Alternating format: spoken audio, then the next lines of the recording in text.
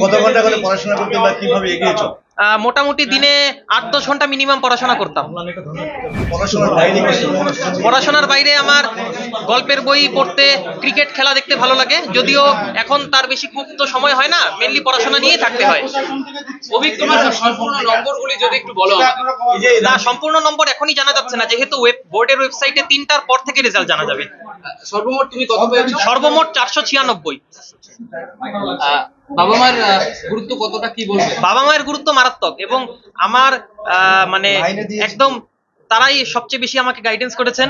সবচেয়ে বেশি অবদান এই রেজাল্টের পিছনে আমার বাবা মা। অভিক, তোমার পুরো নাম এবং কোথায় বাড়ি?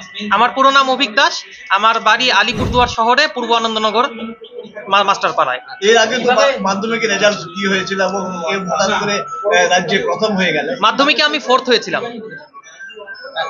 এবার শিক্ষক প্রিপারেশন আমি নিয়েছি কনসেপ্ট বেসড পড়াশোনা করে।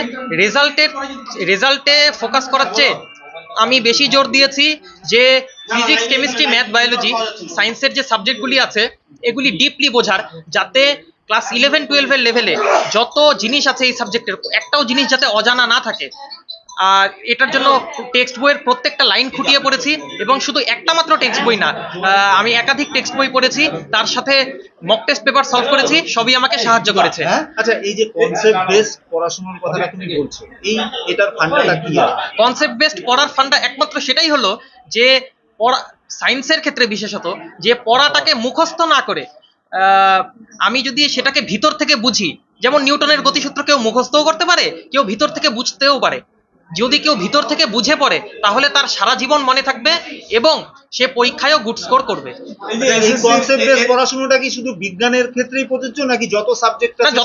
যত সাবজেক্ট আছে সবার ক্ষেত্রেই প্রযোজ্য, তবে সায়েন্সের ক্ষেত্রে বিশেষভাবে প্রয়োজনীয়। এই যে এসএসসির দুর্নীতিতে অনেক শিক্ষক হলো, সেক্ষেত্রে কি বলবে তুমি? এটাই বলবো যে যারা যোগ্য শিক্ষক তারা যাতে অবিলম্বে আবার তাদের চাকরি ফিরে পান, এটাই চাইবো। কিন্তু তাই বলে যারা অযোগ্যভাবে চাকরি পেয়েছেন তারাও যাতে এর সুবিধা করতে না পারেন, কিন্তু যোগ্য শিক্ষকরা তারা কোনোভাবেই যাতে বঞ্চিত না হন। তারা সবাই তারাও আমাদের সমাজ গড়ার একটা বিশাল অংশীদার। শিক্ষকরাই তো আমাদের সমাজ গড়ার অংশীদার। তো এই বেসটা যাতে ক্লিয়ার থাকে, শিক্ষক নিয়োগে যাতে দুর্নীতি না হয়, সেটাই চাইবো। রাজনীতির ক্ষেত্রে আমার বিশেষ কোনো ভাবনা নেই, তবে এটাই চাইবো যে সবাই যাতে সব সরকারি দেশের শিক্ষা, স্বাস্থ্য এবং গবেষণার প্রতি বিশেষ গুরুত্ব দেয়। আগামী দিনে তুমি কি করার ইচ্ছে আছে? আগামী দিনে আমার ইচ্ছে আছে অ্যাস্ট্রোফিজিক্স নিয়ে গবেষণা করে ভবিষ্যতে সায়েন্টিস্ট হওয়ার। এই আশাটা তোমার কেন আসলো হঠাৎ করে?